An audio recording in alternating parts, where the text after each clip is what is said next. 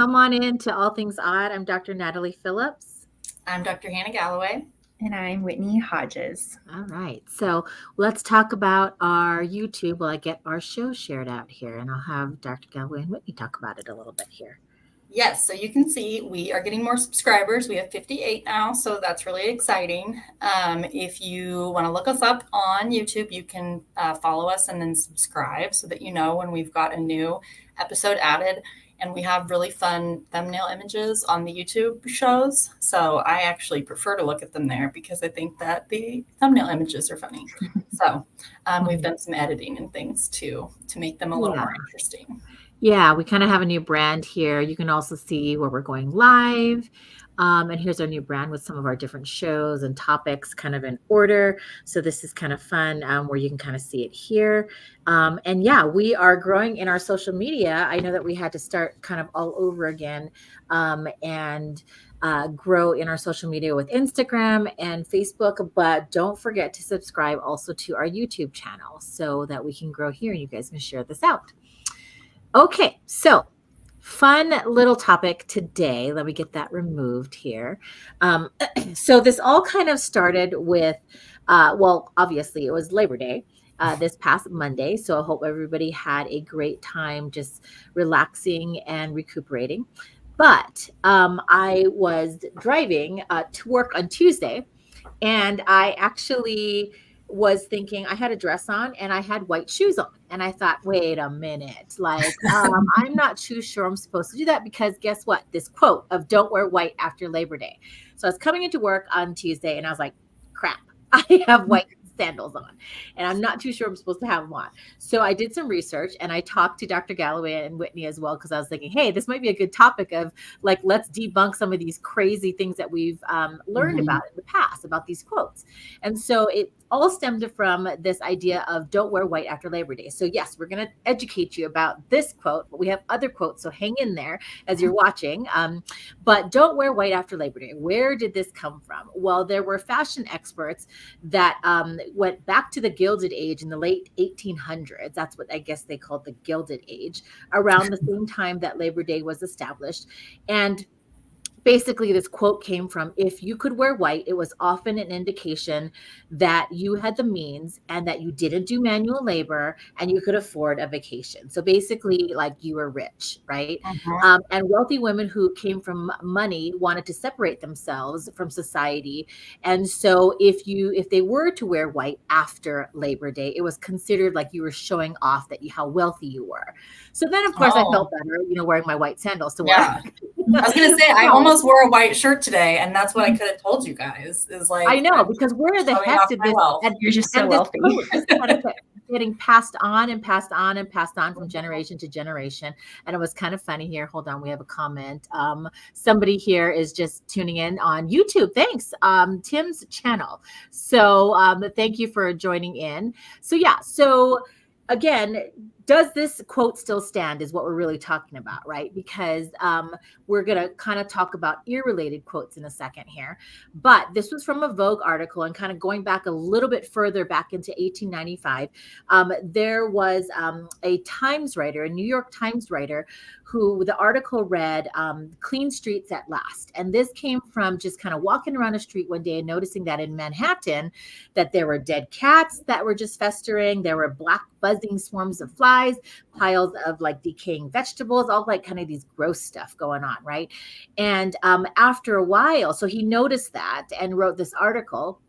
But after a while in the 1900s, in the 1920s, sanitation workers, so now I think like for us, they wear green, but back then they started to wear white uniforms. And white uniforms kind of started to show that they had like this medical authority, like, we used to wear white coats, right? Yeah. And so slowly but surely, there were reasons why you wouldn't wear white in the city. But over time, it sort of just faded away. And even in Paris, where it's like huge fashion, right? And Coco Chanel started to wear white regardless of the season. So after a while, even though they started to show that in the city wearing white was okay, even after Labor Day, we're just sharing that this myth and this quote of you can't wear white after Labor Day is like a farce, because even though it was passed on through generations, like probably our grandmas told our mothers and our mothers told us, or whatever it was, there are people in Paris that are wearing white regardless of the season. American Vogue started dressing their models in winter whites through the winter season. And also there's a writer in an advice column in the Ladies Home Journal, people, that says that she doesn't know where the rule came from, but it no longer holds. And besides Coco Chanel that we talked about, Gigi Hadid and Michelle Obama have also worn the color year round. So no more, you can wear white whenever you want to. It's not, you only can wear white after Labor Day. Well, and like a white pantsuit for women, that's become like a power suit, right? So I feel like you see that more often. Yeah, so super cool.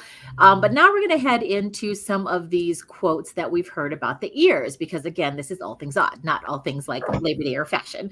So we're going to talk about some quotes here. And so the first quote is, I don't know if you guys have ever heard of "do not stick anything smaller than your elbow in your ear." Yep. So I'm going to have Whitney take it away on some. Yes. So this is, I actually just was asked by a patient, like, is it true you shouldn't stick anything in your ear? And I said, that is true.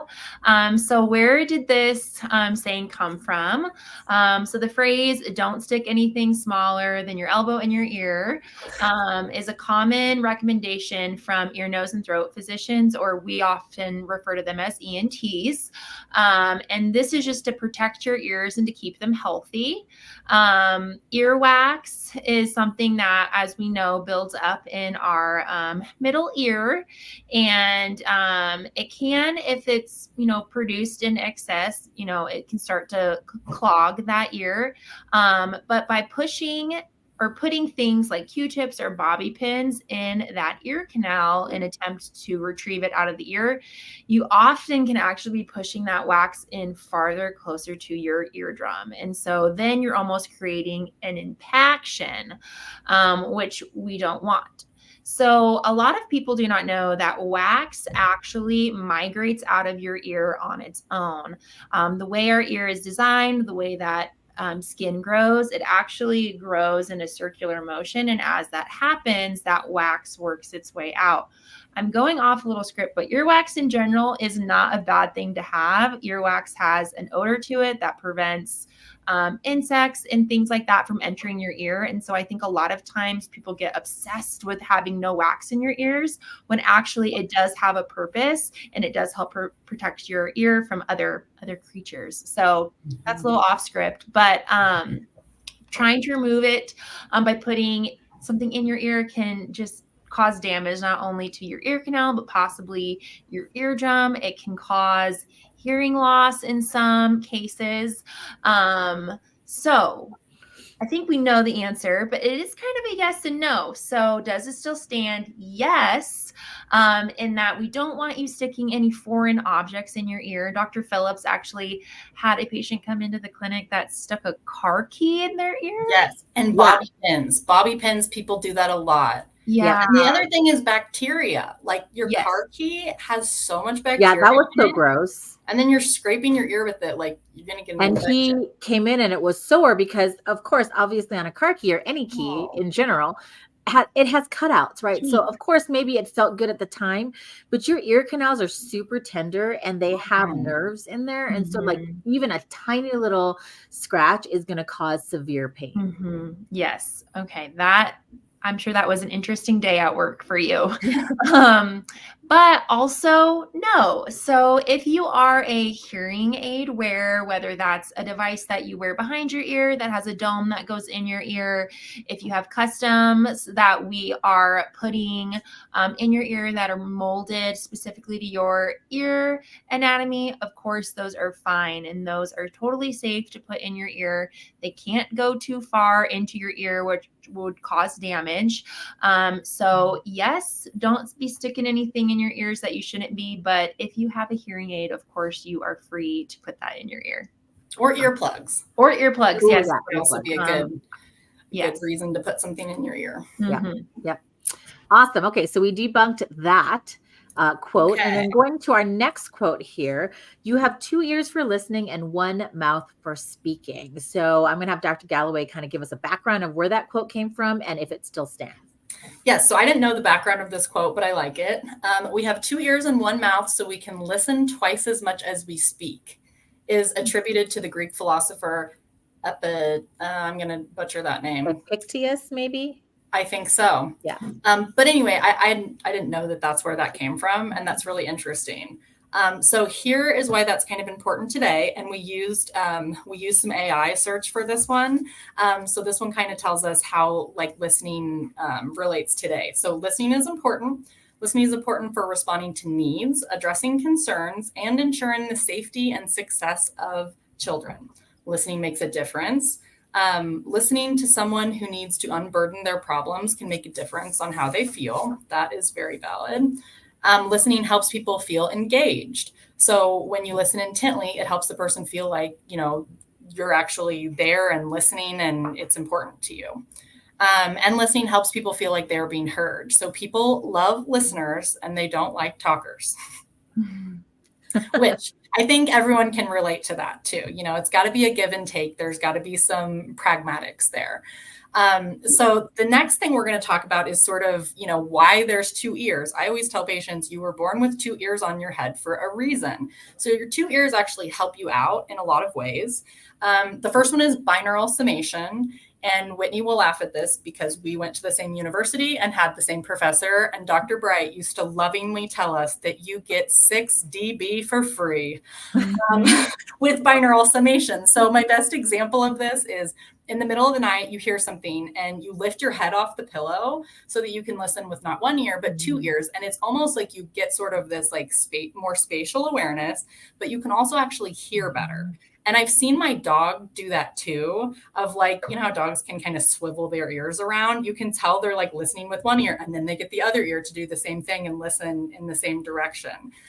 Because you actually get a 6 dB boost in perceived loudness when you're listening with both ears as compared to 2 or compared to 1. So you can think about like streaming music. If you only had one headphone in and you're streaming music, it's going to seem a lot less loud than if you have 2 in, partially because it's kind of blocking the ear too. But I think that's a good example that things just seem louder and easier to hear for us if we're listening on both sides.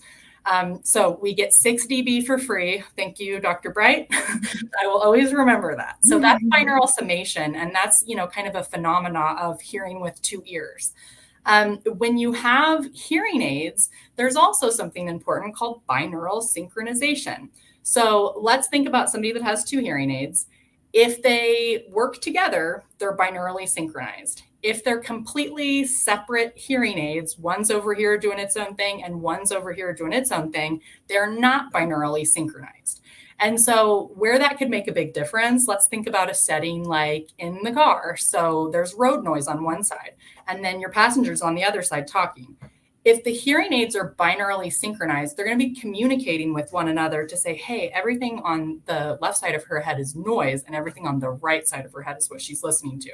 So both aids are going to work together to cancel out what noise there is and amplify what the signal is.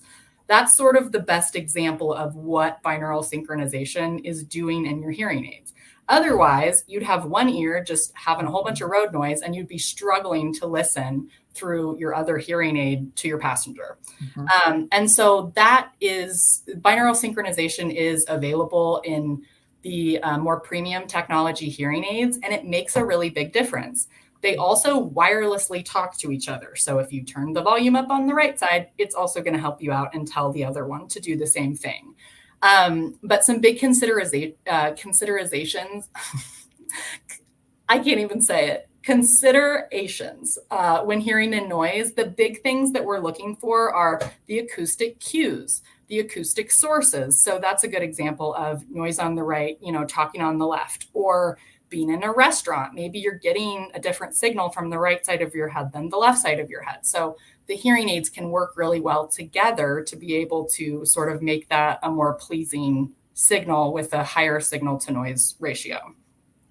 So environmental noise, binaural cues are also important. So the way you tell where sound is coming from is which ear hears it first and which ear hears it louder. So that's also something that's going to, go into effect. So timing cues, when you're getting the sound, and then also the loudness of the sound. So all of those things are important. Also head movement. If you are standing in a room and the sound is constant, but you're moving your head back and forth, having that binaural synchronization in your hearing aids is going to help to sort of make that more seamless. And so it's not going to seem quite so choppy. And I know this kind of stuff is hard to talk about, but it is cool to know why you're born with two ears and what those two ears are doing to help you, and how more advanced technology hearing aids have been able to go in and sort of simulate a lot of that to be able to help us hear better. Yeah, I love that too.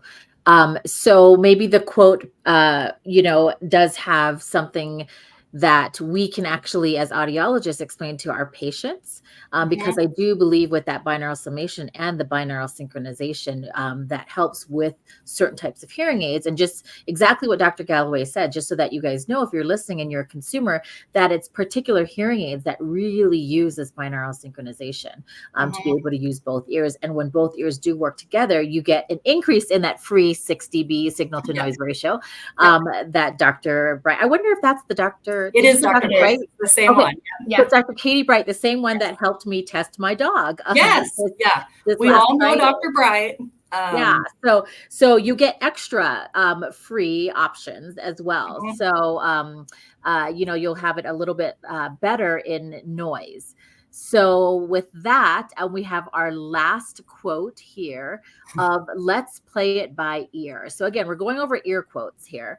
And let's play it by ear. Where did it come from? Technically, it came from musicians. And so that makes sense, right? Like playing it by ear, or I know that my dad was a great piano player, but he didn't read music. He literally played by ear. And so musicians, this play it by ear idiom or quote or saying originated from the practice of musicians playing music without sheet music to learn how to play things by ear. And my dad was great at doing that. And so, it has come to mean something different when we say, oh, let's play it by ear, right? It means like, oh, we don't really have a game plan, or we'll just kind of see how it goes, or whatever it is. Very nonchalant type of attitude. So we take it as, does this still stand? Well, in regards to your ears, we're going to say no. Like if you are just kind of like, my wife or my husband says that I can't hear very well, or, I missed that the last time we went out to a restaurant with our friends, but I don't know. Whenever I get to it, I'll just make an appointment to get my hearing tested. We say no. We say, get in at any time to get a baseline test done, because you never know what's going to happen, right? And it could be that you come out with normal hearing, and guess what? You just won that argument against your spouse that you have a hearing loss. I know that I've done that multiple times to my husband. When he doesn't hear, I'm like, that's it. Get your butt in the audio booth and I'm testing your hearing. And he's got normal hearing. And I'm like, see? So it's not hearing. It's been an argument if you decide to not play it by ear and get in and have your baseline test done. The other thing that's interesting, because we're sort of like a medical practice, we see a lot of different ear disorders. The other thing that's interesting is some of these things that happen to your ear when you're born with it, like maybe you have a one-sided hearing loss, or we see what we call a cookie bite hearing loss, where it's kind of in the middle. There's like this V. Those things, like it could be congenital, or you could have been born with it. Therefore, you don't necessarily know that they're there. And so sometimes we have people that come into our office and we test them, and I'm like, yeah. So did you know you had a hearing loss? And they didn't know, because you're just born with it. So you don't know any different. Right. And so it's really interesting to find some of these people that come out just by having a hearing test that actually have a hearing loss that didn't know it because they were born with it. Right. Or it's so gradual that you don't really notice it. So we say, don't play it by ear when it comes to getting your hearing tested, and get in and get that baseline done, because you just never know. I'm going to I like the first excuse, like you might just win that argument at home. And so we're telling you to come in and get your hearing tested just to get that baseline to figure out whether you have something or not. Do not play it by ear, and to get in there and get that done. So at least you will know after all. So yeah. So again, we had fun just kind of looking up some different I don't know what you say, idioms or quotes or Yeah. sayings, trying to Sayings, debunk maybe. them. Yeah. And so honestly, you guys, like this topic came out of just kind of our conversation in the office, and we did some digging and we related it to the ear. So if there's anything that you want us to cover, we'll relate it to the ear. I think we had an episode on We'll find a way. like French fry day, and we related French fries and fast food and oil and potatoes and whatever it was. How does it relate to your ear hearing? So we have fun doing that. So if there's anything that you guys want us to cover, then just send it our way. We'll figure it out for you, and we'll have a conversation about it, and you guys can follow along or share it out afterwards. So don't forget to subscribe. Don't forget to kind of keep following. I'm so glad we had a lot of people watching live with us this time. If you are watching live, don't forget you can also make comments or ask questions or say hello as well, and we'll put that up in the show and say hello back to you. So with that, we will be back next week with another topic. You'll have to stay tuned to see what we come up with for next week. And we'll be back next week with a whole new show. So we'll see you then.